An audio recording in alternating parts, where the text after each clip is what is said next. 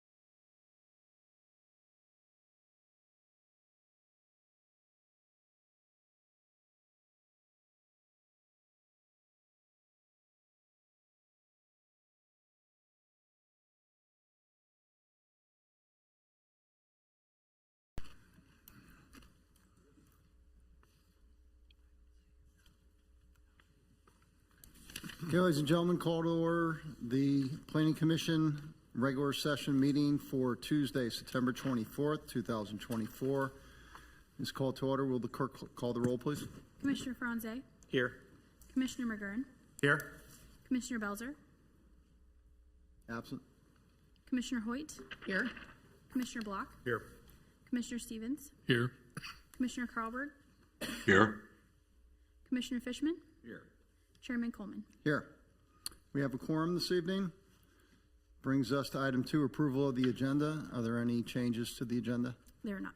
Okay. Can I get a motion to approve tonight's agenda? Mr. Chair, Commissioner Block? I move for approval of tonight's agenda. Thank you. Second. Second, Commissioner Hoyt. All in favor of approving tonight's agenda, please signify by saying aye. Aye. Aye. Agenda is approved. Item number 3, approval of minutes. We have one set of minutes from August 27, 2024, regular meeting. Besides, I just want to note that Commissioner Franze should be in the moved up instead of, he is listed as absent, but he did come at like 6:01. Is that And I think that's noted in there. It says I arrived at 6:01. right? Usually they put him up on top. Is that not the case? He actually showed up after the approval of the So agenda. that's just specifically the role. Correct. Okay. Yeah, that was the role. Then we show him, and then the subsequent actions throughout the rest of the meeting, we show him as voting. Okay, I thought we've done it different in the past, but I will defer to your expertise. So, any changes to the minutes for the 27th? Commissioner Hoyt. On page 3, the 1, 2, 3, 4th comment up where it says Commissioner Hoyt and it starts out, it seems like the primary reason you are abdicating denial. It doesn't really make sense unless you add a word in the third line there. So the third line, the new sign criteria should say B in violation.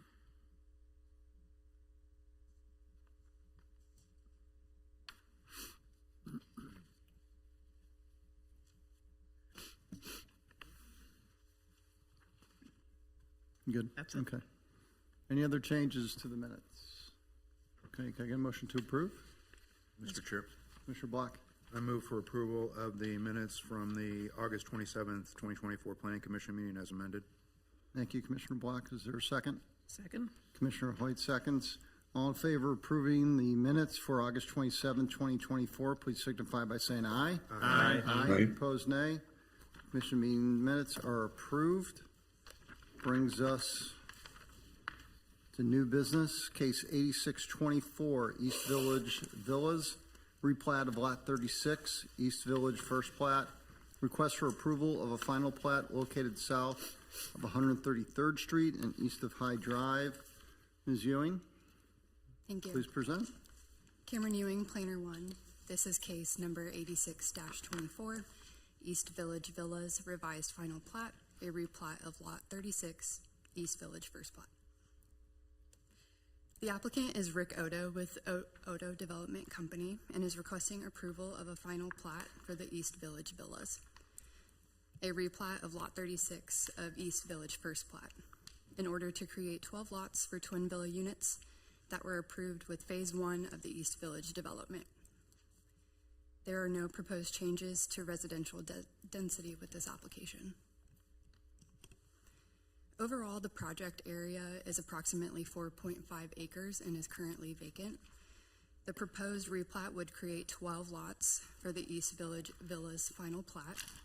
The average lot size would be approximately 16,000 square feet per lot. Each lot would accommodate one twin villa building, which will be further divided into 2 individual lots for sale. This would be a total of 24 twin villa units, and these were approved with Phase 1 of the overall development. There are no new units being proposed with this application. There are several easements located on this plat. There is a 10-foot public utility easement, 16.5-foot septic easement, a 20-foot drainage easement, multiple 20-foot drainage easements, a 25 landscape easement along West 133rd Street, and a sidewalk easement at the northwest corner of Lot 12.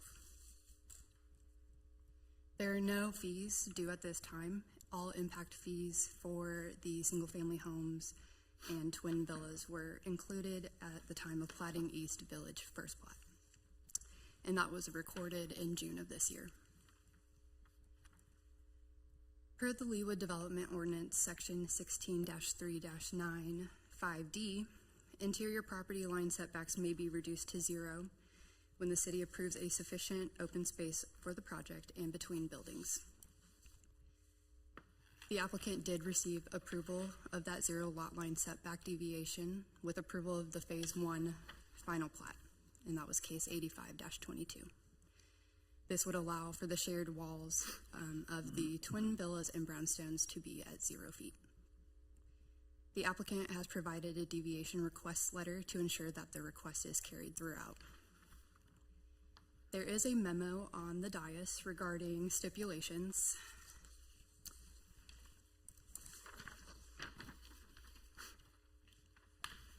After the agenda packet was posted, staff did notice a typo within the staff report. Stipulation number 8 had the resolution number incorrectly listed as 5922. That should actually be resolution number 5992, so that we are calling for a revised stipulation, specifically stipulation number 8. And with that, staff would recommend approval of case number 86-24, East Village Villas, replat of Lot 36, East Village First Plat with the revised stipulations. And I can answer any questions. Okay. Thank you, Ms. Ewing. Are there any questions for staff? Commissioner Black. Ms. Ewing, the only question I have is with the septic easement. I don't remember that being a part of this project in the past or any recent projects. Why would it have a septic easement? From my understanding, that was actually approved with case 85-22, but we can most definitely go back and check that. But I guess this would all be on Johnson County wastewater, I assume. I mean, there's not a septic system on this site, I would assume. But. Correct. That's correct. They're required to hook into Johnson County wastewater. And do I just not remembering that right? Was there reference to this in the past, that it is just a requirement, or is it new? I don't know. Again, For the septic easement? sanitary sewer. or is that what it should, I mean, should it say sanitary sewer and not septic, or is it one and the same, and it's just a semantics? Maybe the applicant come up and kind of clarify that. And it can wait until Yeah. they're done. Okay, thank you. Any other questions for staff? Okay, with that, I'll invite the applicant to come forward. Sir, welcome to the Planning Commission. Please state your name and business address for us. Sure. Dave Rennie with Schlegel, 14920 West 107th Street, Lenexa, Kansas. And here on behalf of Odo Development tonight. Generally, Ms. Ewing's staff report was very thorough, covered everything, so I don't really have too much to add to that. To Commissioner Block's question, it is a sanitary sewer easement, and so the language on the right-hand side of the plat indicates that the SE is a sanitary sewer easement, and you're correct, it is gravity sanitary sewer, and we are tying into Johnson County wastewater sewers. There's no septic located on the property, so Thank you. just a semantics there. Appreciate it. But I'll also be happy to answer any other questions anyone would have. Any questions for the applicant? Okay, thank you, sir. Thank you, appreciate it. Okay, that brings us to discussion. Is there any discussion on case 8624? Oh, Ms. Cricks. Mr. Chair, just to follow up on Mr. Rennie's comment, we'll make sure that the governing body staff report is corrected to say sanitary sewer easement as opposed to septic sewer when it goes to the governing body next month. Thank you. Is there any discussion on case 8624? Anyone like to make a motion? Mr. Chairman, Commissioner Hoyt. I move for approval of case 86-24, East Village Villas replat of Lot 36, East Village First Plat, and that would include a revised stipulation 8 as well as all the other stipulations attached to the report. Thank you, Commissioner Hoyt. Is there a second? Second. Second, Commissioner Block. Any discussion on the motion? Okay. All in favor of approving case 8624, please signify by saying aye. Aye. Aye. Opposed, nay. Case 8624 is approved. That brings us to case 8824, Church of the Nativity, temporary modular classrooms, final plat and final plan. Ms. Lauterbach, you have this one? Yes. Okay, please continue. Mr. Chairman and members of the Planning Commission, this is case 88-24, Church of the Nativity, temporary modular classrooms, request for approval of a final plat and final plan, located north of 119th Street and east of Tomahawk Creek Parkway. These properties are currently zoned RP1, planned single-family residential, as the proposed modular classrooms are temporary and are accessory to the existing buildings on site. An SUP was necessary to provide a time frame and additional stipulations. An SUP was approved for this use by the governing body in August of 2024 with case 6924, along with the preliminary plat and preliminary plan. This SUP was approved for a term of 2 years with a potential for renewal should additional time be needed. A final plat is being brought forward in conjunction with a final plan today to combine 4 lots into 1 lot, as the modular classrooms are an accessory use. The combined parcel will encompass a total of 12.4 acres. This site currently houses a church building, school buildings, parking lots, and a playground. The 2 unplatted parcels to the west are vacant except for a portion of the school playground on the northern parcel.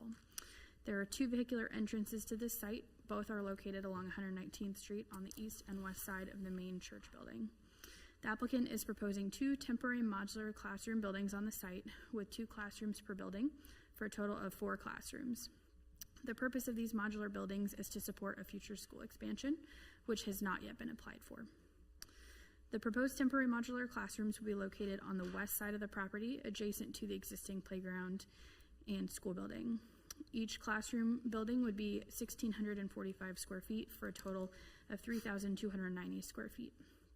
The entrances to these facilities are planned to face each other and will share a sidewalk that would split into separate entrances for each building. The classrooms would be screened by the school on the east side and a large tree area on the west. Additional screening is proposed for the HVAC utilities on the north and south ends of the classrooms. The applicant is not proposing any changes to the existing parking lots on site or the existing drive lanes. The final elevations propose the structures to be single-story, approximately 14 feet, 8.4 inches tall, and to be constructed with engineered wood siding and wood trim in the colors light tan and light brown. The proposed roofing material is an EPDM roofing, which would be white in color. The structures would have exposed downspouts and gutters, which would drain to concrete splash blocks at the corners of the modular classrooms. Proposed to be located to the southeast of the classrooms is a bay of transformers, meters, and panels, which will help power the units. Power connections would be run from the utilities to the buildings via underground conduits, and no signage is proposed with this application. While this application does not require the addition of street trees, ornamental trees, or shrubs adjacent to a right-of-way, screening is necessary to conceal HVAC units, the transformers and utilities, and modular unit hitches from public view. The applicant is proposing the use of Canary juniper evergreen trees and sea green juniper evergreen shrubs to complete this requirement. The landscaping for this plan meets the requirements of the Leawood Development Ordinance. For lighting of the buildings, the applicant is proposing exterior lighting above entry doors and exit doors. One light fixture is proposed to be located above each main entry door on the front of each building, and one light fixture is proposed for each emergency egress door on the rear side of each building, for a total of 6 new light fixtures. Per the Leawood Development Ordinance, the foot candles at the property line shall not be greater than 0.5, and the source of illumination shall be screened. The applicant is not proposing any new parking lot luminaires for the site at this time, and the lighting proposed meets the requirements of the Leawood Development Ordinance. Currently, there is a section of this property that was shown as right-of-way for future Mission Road extension, which will no longer be used as residential homes have been constructed to the north of Church of the Nativity. Per staff comment number 1, the applicant is in the process of receiving verification from all utilities that they agree to vacating the right-of-way. Public Works has stipulated that all utilities must provide adequate sign-off on this vacation request prior to recording of the final plat with Johnson County. This application meets all requirements of the Leawood Development Ordinance, and staff recommends approval of case 88-24 with the stipulations listed. I would be happy to answer any questions. Okay, thank you very much, Ms. Lauterbach. Excuse me. Any questions for staff? Commissioner Hoyt. And maybe this is a better question for the applicant, but am I to understand that these are temporary modular classrooms and they would not be constructed until the plan for the actual expansion came through, or would these be constructed before the expansion comes through for our attention?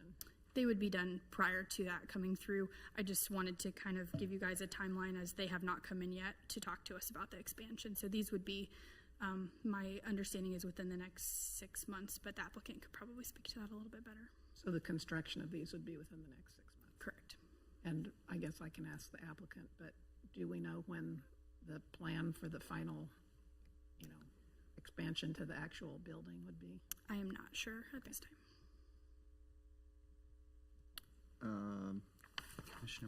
Commissioner McGurn. Catherine, you did a nice job of highlighting the coloring of it all, but I guess my basic question is, are these pictures representative of what it would look like? That is my understanding, yes. That's okay. That's excellent. It seems a little odd to go through it all and there's not a picture of what it would look like. So this is close enough for you than it is for me. Right. Those were the examples that they had, and then the color rendering was at the bottom of one of the elevation sheets as well. The color rendering, what page would that be on? That is, I believe, sheet AS 100.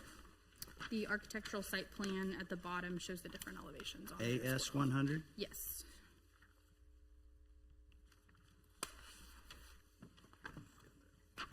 Okay. Thank you. You're welcome. Thank you, Commissioner McGurn. Commissioner Franze. Yeah, I just had a question. In the performance criteria section, it talks about parking and said the requirement is not met, but that it's to be addressed at a later date. Can you speak to that as to why that doesn't need to be addressed now? Is it just because they're temporary classrooms? So these are temporary structures. That will come into play more when we have the permanent structure coming in. The other item that we looked at is that they're not adding any staff or any new teachers or anything like that. So we wouldn't need to change it this time, but we will revisit it at the time that the final or at the preliminary and final for the permanent structure comes in. Okay, thank you. Any other questions, Commissioner Block? Ms. Lauterbaugh, I maybe should ask this last month with the preliminary plat and plan, but would the zoning of R1 or RP1, remind me why it's not something different? I mean, you know, that's obviously for single-family residential. So is there not a zoning that's better suited for this when we make changes like this, or not? I don't want to belabor it, but I'm just trying to understand. Sure. I may defer to Mr. Klein on this one a little bit. These are uses that tend to be seen in more residential areas, but it could be considered spot zoning if we were to change it at this point. And it is also allowed with a special use permit in this district. As to the history of it, I think it's always been a residential parcel. But. And what Catherine said is very true. Essentially, we do have a special use permit with it. There are requirements of that special use permit that they actually meet certain standards that aren't part of the R1 district, such as the 40-foot setback for building, the 25-foot setback for parking. So we have incorporated that in the ordinance to take account as far as the use's impact on surrounding properties.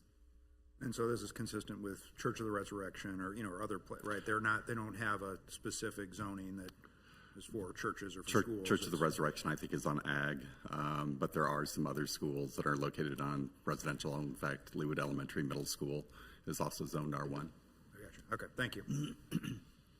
Any other questions for staff? I have one more question. Yes, Commissioner Hoyt.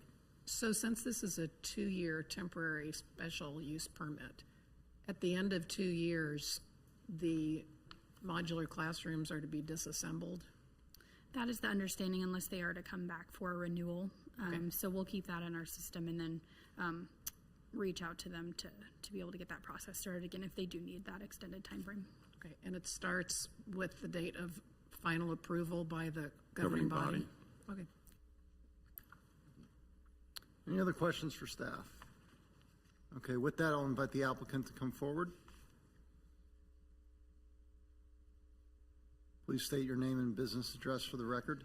My name is Harriet Grindle with Multi-Studio. We are the architect located at 4200 Pennsylvania in Kansas City, Missouri. Okay. Do you have any presentation or anything you'd like to say about the application? No, I think for us, just to reiterate that this is a temporary kind of solution for them while we complete design of the permanent addition and fundraising comes into place for them to be able to build it. So the classrooms are not intended to be out there forever with the modular units. Any questions for the applicant? Commissioner Hoyt? So do you have an anticipated timeline for those activities? Yeah, so Mark and Randy are here with the Church of the Nativity, and expectation would be that in 2027 is what they're targeting for construction of those. Okay. So would you need to come back in for more time then? For the special use permit? Yeah. Yes. Our understanding is the original special use permit was approved for 2 years with the ability to come back and apply for an extension for an additional 2 years. Okay. It's not guaranteed that we will get the extension, but that was our understanding with the approval. Okay. Any other questions for the applicant?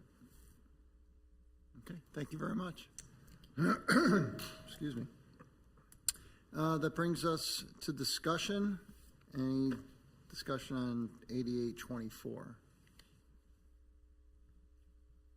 Okay. Well, I guess the applicant knows best what their procedure is, but it seems like, you know, they're definitely going to need more time than 2 years. So I'm just kind of curious why get it now when there's no real need for it. But yes, if that's the process that they're comfortable with, then. Yeah, and I don't remember why we gave them 2 years, that the standard for the special use permit. For temporary use of land is limited to 2 years with the ability to come back in. Okay. Anyone want to make a motion? Mr. Chairman, Commissioner McGurn.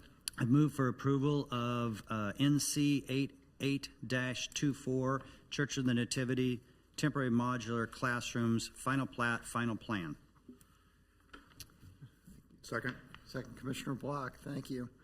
All in favor, excuse me, of approving case 8824, please signify by saying aye. Aye.